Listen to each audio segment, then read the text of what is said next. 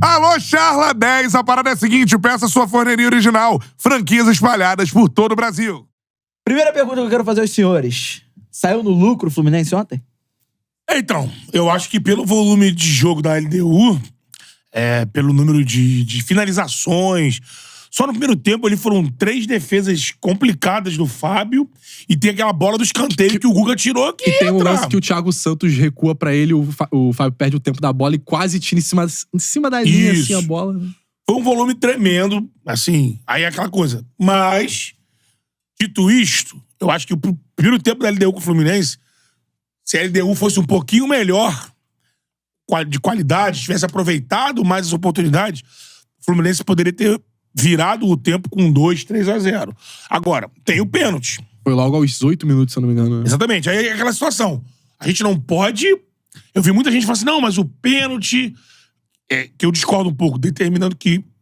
Muita gente achou que, não, mas o pênalti, ele influenciaria totalmente no que era o jogo. Eu falei, cara, primeiro teria que concluir o pênalti. O pênalti é uma chance clara de gol, mas não é gol. Flamengo e Botafogo estão aí pra provar. Exatamente. Né? Eu vi árbitros, que agora são comentaristas, defendendo que se fosse marcado o pênalti, provavelmente o jogador seria expulso.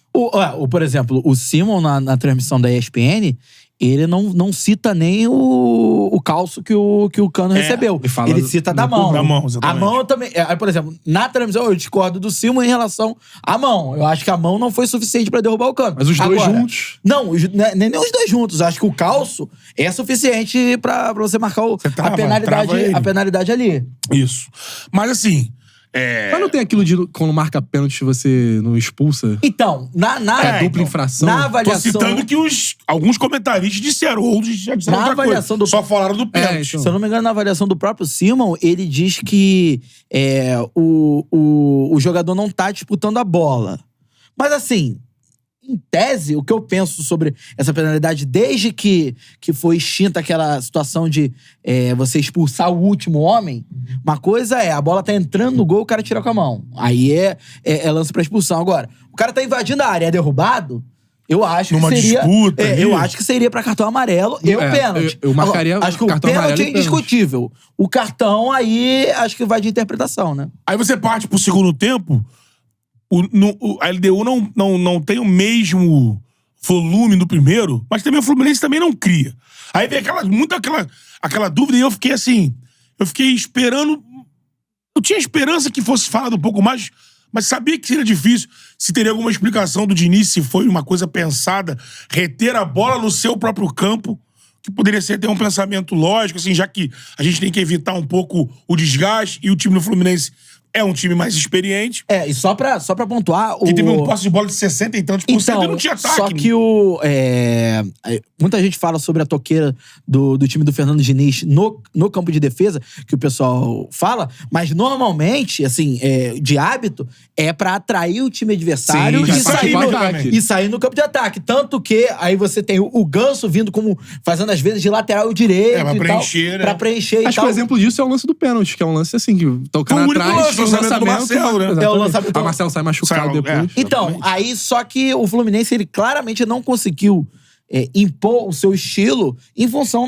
da questão física. E aí que eu vou jogar também no debate, que eu acho que pode ter sido um erro estratégico do Fluminense. O Fluminense começa o jogo com o Guga na lateral direita, aí você tem o Thiago Santos e o Felipe Melo. O Thiago Santos tem o quê? 34, né? Felipe Melo tem mais de 40. Eu falei isso aqui. Aí você tem o Marcelo, mais de 35, se eu não me engano, né? Aí você tem o meio campo com o André Martinelli, que aí já são mais jovens. Só que você tem Ganso, Keno e o Cano, que já são mais velhos. Então, assim, eu entendo que é um estilo do Fluminense ter jogadores mais experientes. É uma preferência do time do Diniz. Eu acho que isso ficou claro desde então. O Fluminense também não tinha o John Kennedy, que poderia ser um possível titular. Só que eu acho que isso atrapalhou um pouco por conta da altitude. Então você viu o Keno ali, completamente, que seria a principal válvula de escape do Fluminense, completamente desconectado do jogo por conta da questão física. e viu o Fluminense, assim, sem saída, né? Sem fôlego. Pra você, o time tinha que ser montado mais em relação ao adversário e ao ambiente que ia ser jogado do que ao estilo do Fluminense. Mais ao ambiente, porque assim, que o Fluminense vai tentar ter a bola, seja ao nível do mar ou na lua, isso aí não, acho que não resta dúvida. Ou contra o Manchester City também. Agora, o que mais me surpreendeu positivamente foi que um dos melhores jogadores do Fluminense foi justamente o Thiago Santos, que era um jogador que, embora tenha começado um pouquinho mal, depois conseguiu se recuperar no jogo e foi, assim, um dos grandes responsáveis pelo Fluminense não sair da... Acho que ele e o Felipe Melo. Não sair de Quito com uma derrota significativa, né? Como o Fluminense saiu em 2008 e 2009. Em termos, porque no primeiro tempo... eles não evitaram o bombardeio da LDU. Mas ele não tem como evitar, teve muita né? coisa fora de área também. Não teve muito lance. Tinha muito lance que o time da LDU chegava e batia de fora. Mas, assim, eu acho que os especialistas, quem joga bola, quem já jogou futebol, quem já passou por esse processo de preparar time pra jogar em altitude e tudo mais, sempre defendeu que, o melhor jeito de você jogar lá é você, lógico, ter a bola, pra você não ficar dependendo do ritmo imposto pelo dono da casa, que vai querer impor um ritmo frenético pra te cansar. É você ter essa bola, ter o controle do jogo e você chegar tocando. Você também não vai jogar no contra-ataque, jogando com nenhum jogador espetado, jogar com jogadores mais técnicos pra chegar tocando a bola e fazer tabela, triangulação. Mas é sempre complicado. A gente lembra que o time da Argentina... 1 milhão de vezes melhor do que a Bolívia. Levou de 6 da Bolívia na altitude de La Paz. É difícil. E outra coisa... O Flamengo levou 5 no Independente Del Valle. Em Quito. A última vez que o Fluminense tinha ido lá foi 5-1. Deu. Geralmente os times da altitude, e o Fluminense passou isso com a LDU, eles levam o jogo pra lá e lá tentam meter gol pra caramba, porque sabe que no nível do mar... os nossos times são melhores. Então eles sempre tentam golear e às vezes conseguem. Pela parte física do adversário, por essa bola numa velocidade diferente, e é por isso que eles chutam tanto de fora. O primeiro tempo foi bem o futebol da altitude, né? Exato. Aquele chute fora da área, jogada rápida. Mas você não acha que o antídoto pra isso seria um time mais rejuvenescido? Se mexer na escalação. Acho que era um time com mais gás, né? De repente o time, por exemplo, mas que não começasse com o Marcelo, começasse com o Diogo. Então, mas é outra coisa também que a gente tem também que pontuar. Os especialistas, a gente tem que sempre citar isso, que a gente não joga bola nem é médico. Dizem que não interfere na questão do impacto da altitude e idade. A altitude... Não, mas a questão do físico que ele tá querendo dizer. Mas aí vai impactar, não tem como. Não, mas aí eu não vou... Tem um exemplo do Janderson. Não. O Janderson tem 22 anos com 22 anos, você com 34 beleza. O efeito da altitude em você pode não ter um efeito ou pode ter. Não, beleza. Isso não muda porque você é mais velho. Mas ou impacta menos que você é mais novo. Questão de fôlego e físico aí no nível do mar. Então, mas aí, vamos lá. Você tem o Diogo Barbosa e o Marcelo. Vamos supor que a altitude, ela atinja da mesma forma os dois. Acredito que isso vai prejudicar mais o Marcelo. Isso a gente não tá falando de fôlego. Não, mas eu tô falando de fôlego. Não, atingir o que aconteceu com o Janderson do Botafogo. Não, isso que atingir. O cara não consegue jogar. Não, mas de fôlego atinge. O cara... Fôlego é cansado. O Marcelo vai cansar aqui. Atinge diretamente, pô. O Keno, por exemplo, é claramente atingido e o fôlego dele é prejudicado. Acho que isso ficou claro. Eu me coloco no direito de não ir contra quem estuda isso. E quem estuda isso diz que ninguém escala time na altitude por idade. Vou botar os mais novos, vou botar os mais velhos. Então, o que eu vi bastante é a crítica sobre o Fluminense ter chegado no dia do jogo. Não, mas chegou na segunda, né? Chegou na segunda. Chegou na segunda. A crítica quer dizer, não ter chegado, ao contrário, não ter chegado no dia do jogo. Porque você sente menos. O mais comum, assim, o mais comum não. O que é dito, como que tem de estudos, né, que a galera faz. Ou você chega horas antes, ou você chega 3 semanas antes. São os 2 métodos de você evitar o efeito. Aí por isso que a pessoa criticou. Chegar na segunda-feira nem é chegar 3 semanas e nem chegar em cima. Chega 3 dias. E parece que o Fluminense fez... Aí o Eugênio ontem que ele fez... Comentou o jogo, depois estava no linha de passe e falou... O Eugênio era o repórter da Tupi que viajou com o Fluminense para 2008. E o Eugênio falou... Em 2008, o Fluminense fez a mesma coisa. Foi na segunda pro jogo na quarta, jogo na quinta. Principalmente foi quarta. Ele não foi horas antes. Ele já foi logo... E isso aí, o que tem de literatura sobre altitude é um meio de caminho que não sei se... Agora, lógico, o Fluminense tem um corpo de pessoas que estudam isso. Pode ter falado, ó, esses 4... Chegou na segunda-feira, terça, quarta, esses 2 dias aqui, vamos aclimatizar. Hoje em dia, existem exercícios, aparelhos que podem minimizar. Não, a gente viu no campo, no jogo, a gente não viu no jogo um Fluminense com, pelo menos a sua parte, uma potência física preservada. Não, um time que... O Fábio, pra mim, sentiu muito. O Fábio tava Fábio sentiu a bola, né? Soltando bola que ele não tá soltando aqui. Bateu roupa em lance.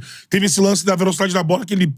E o Fábio... Aí no segundo tempo tem uma bola também que é meio que cruzada, que dava pra ele segurar, ele espalma pro meio da área. Porque a altitude, ela interfere de maneiras Velocidade, distintas. velocidade. Uma é a velocidade da bola, outra é a questão do fôlego do ar. E isso aí... Área Por exemplo, o Fábio. O Fábio é o cara, o goleiro, é um dos que menos fica exposto ao cansaço físico. Sim. Mas interferiu nele e o cara fica meio desorientado, velocidade da bola, fica meio ali sem a referência normal. Por isso que eu acho que isso tudo colocado na mesa, apesar do pênalti e tudo mais, eu acho, cara, que 1-0... O problema foi aquele finalzinho. O finalzinho saiu muito de controle e aí ficou muito... Toda hora ele deu ali na área, parecendo como foi o jogo do Botafogo. Assim, naquele finalzinho do jogo, ficou com a bola com os caras e bola na área e falta lateral e o cara... Isso é complicado. Porque o Fluminense no segundo tempo até conseguiu cozinhar mais o jogo até do que o primeiro tempo. E aí naquela reta final ficou aquela pressão. Lógico, a gente sabe. O time da LDU também vai apertar mais no final. No final do jogo, se a gente sair daqui sem vitória pro Maracanã... Vamos pro tudo ou nada. Tanto que deram espaço pro Fluminense. Mesmo no finalzinho, o Fluminense até teve espaço pra tentar o empate. Mas, assim, a gente já vai entrar no aspecto da arbitragem, mas acho que pro jogo de volta, assim... não são caminhos abertos. Não, falando a verdade, o time da LDU é bem ruim. Não são caminhos... é muito melhor. Então, muito não são melhor. caminhos extremamente abertos, porque tem uma 2-0 pra ganhar direto. Tem uma vantagem pra ser quebrada, né? No caso do Fluminense. Mas o Fluminense é bem superior ao time da LDU. Acho que no nível do mar vai ter o John Kennedy. E aí, não sei como é que o Diniz vai armar esse time do Fluminense. Pode ser que volte aquele 4-2-4 que ele armou contra o... Ele vai vir pra golear. Contra o Olímpia. Vai vir pra golear. Com a necessidade de fazer gols, né? Contra o Olímpia nos 2 jogos na Libertadores do ano passado. Então, acho que pro jogo de volta, o Fluminense tem grande chance... Porque saiu o Martinelli e entrar o Sai John Martinelli Kennedy. entrar o John Kennedy. A única chance da LDU é se no dia do jogo chover pra cacete, ao gramado do Maracanã ficar uma merda, e aí cozinharem, né? Não, a chance o Fluminense não consegue jogar com a bola no pé. A chance é essa. Pra mim, a única chance é essa. A chance da LDU é o Fluminense empilhar... Nervosismo, né? Também, né? Empilhar um caminhão de gols perdidos.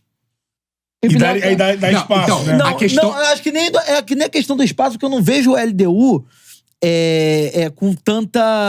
Mas tu começa a Com tanto perder muito ímpeto gol, ofensivo. muito Não, gol, mas eu bato mais na tecla dessa questão da ansiedade. Sim. Que aí vai perdendo gol, vai ficando mais ansioso E e aí, tal. o adversário é LDU, no Maracanã, vai lembrando o passado, porque, tipo assim, pro tricolor... Você acha? Tem que não, ver... assim, pro torcedor, sim. Não, mas é pro Beleza. torcedor, obviamente. Beleza. E aí a torcida acaba influenciando Não, no campo também. mas você não acha que esse fantasma meio que foi exorcizado com o título da Libertadores? Não foi porque não é na LDU. Não, ainda não ter a chance de ganhar um título contra a LDU no Maracanã é uma redenção mas pro eu acho que tricolor. se fosse a final da Libertadores contra a LDU, aí entraria em campo fantasma, qualquer coisa sobrenatural de Almeida, entraria tudo em campo. Agora, depois de vencer... Mas eles não perderam só a final da Libertadores. Perderam a final Sul-Americana. Mas eu acho que isso fica da torcida. Eu acho que mais. Eu acho que assim... Eu duvido muito que o jogo fique tenso no final e a torcida fique lembrando da LDU e tal. Mas se acontecer, isso vai influenciar Agora, eu no acho campo. que a LDU, mesmo que eu também concordo com você, que ela vai vir aqui pra defender o resultado que ela construiu.